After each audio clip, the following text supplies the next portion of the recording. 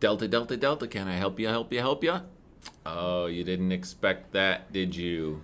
It's Garrett with another episode of Faith and Freedom. Yes, we're going to talk about the Delta variant and the next round of COVID craziness that is likely upon us because now everything in the news is how the new Delta variant is spreading. And we're considering going back to masks, going back to lockdowns, going back to all this stuff we did in the beginning with COVID.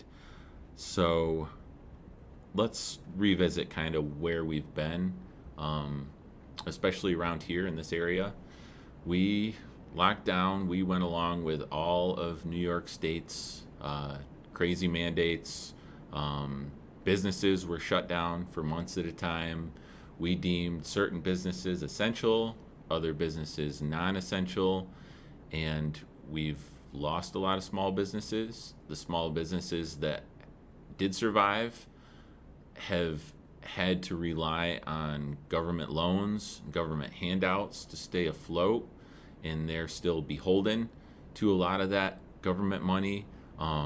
We as a nation, as individuals, got a ton, most of us, a ton of stimulus money from the government to make up for all this COVID stuff that they put us through. There's now a new child tax care credit advance program to where now there's just $550 showing up in my bank account from the federal government every month or so. I tell people it's because I'm in the negative control group for the vaccine. I think that's why the government's sending me money. So I'm sort of a test subject to see if, without getting the vaccine, I can survive and thrive in this global pandemic. So we'll see. But I think it's coming. I think another round of COVID craziness, COVID mandates, COVID lockdowns are going to come down from the federal government and then through our state government. And I think our local and county governments really missed a good opportunity during the first round of COVID business to take a stand and say that we're not the same as New York City. We're not the same as these large, densely populated areas that you're making these COVID guidelines and policy for. We never really had it that bad in Chautauqua County in terms of the number of deaths, the number of hospitalizations, or any of the cases. And I think we could have been better off just reacting to our numbers here locally than overreacting based on what the state and the federal government was telling us to do. And in hindsight, I think if we would have done that, our economy and our local people and our local businesses could have fared a lot better. That didn't happen. Our county executive went right along with the state. He went into the control room with the lieutenant governor almost every day and was pretty much, yes, ma'am, whatever you say. We'll shut down our businesses. We'll shut down our places of worship. We'll restrict people's activities. All for really not that many cases in Chautauqua County. But here's the upside. If Albany tries to do this again, we'll have another opportunity. And I'm hoping and praying for our local leaders, especially our county executive and our county legislators, that they'll have the courage to say that, you know what, thanks, but no thanks. And I think we can handle this locally.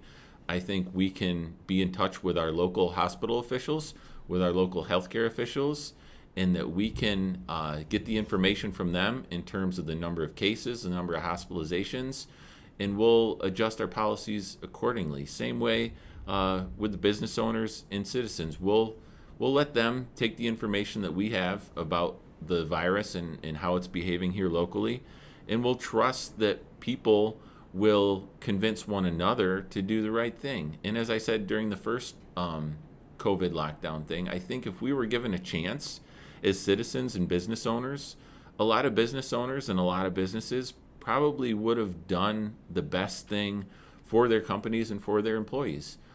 Maybe that would have been masks in a lot of situations. Maybe that would have been when they get a couple cases in their business, taking a couple weeks off to isolate people and clean. But that's not what happened. We had these big top-down mandates that you had to do these extreme measures, whether it was called for or not in your either your business or your community or your church. Let's think about that, local leaders. I'm behind you. There were a bunch of people at the county legislator meeting last night that spoke on a resolution of a constitutional sanctuary resolution for Chautauqua County, and I think that would be a huge step in doing this. Basically saying that, we're gonna go by the Constitution, and we're gonna go by the God-given rights that people have in making decisions in this area. And sure, Albany might push back. They might cut some of our funding for our roads and our schools, but I feel like it's worth it to do the right thing in terms of our God-given rights and what people should be able to do with their own bodies, their own properties, their own businesses, and their own places of worship. If the state wants to push back, I think we can manage. We are blessed in this area with bright people, lots of resources, and I think we can do it. Even if the state pulls the rug out from under us in some aspects in terms of funding or support, I think we'll pick up the slack. I have faith in people, and I have faith in a loving God that provides for us. I do not have faith in big government, because that is a big group of fallen sinners trying to make choices for individuals. And we've seen throughout history, the more power we give to large groups of fallen sinners, the worse conditions get for individuals, families, churches, and basic human rights. So something to ponder. Like I said, if you're a local leader and you're hearing this, I'm praying for you, and I got your back if you decide to do the right thing and stand up for individual liberties, God-given rights, over the state telling us what to do.